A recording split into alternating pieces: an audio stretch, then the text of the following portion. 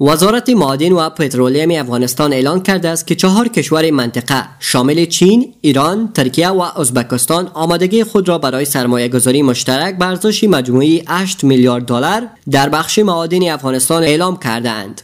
این سرمایه‌گذاری ها قرار است در حوزه‌های مختلفی چون استخراج لیتیوم، مس، آهن و سایر منابع معدنی انجام شود.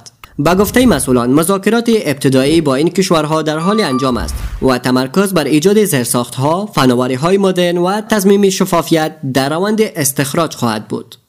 هدف این همکاری‌ها توسعه پایدار، ایجاد اشتغال و افزایش درآمدهای ملی افغانستان عنوان شده است. از نگاه اقتصادی، این سرمایه‌گذاری‌ها می‌تواند تغییر چشمگیر در وضعیت اقتصادی کشور ایجاد کنند، زیرا بخش معادن یکی از پتانسیل‌های بزرگ و دست نخورده افغانستان به شمار می‌رود.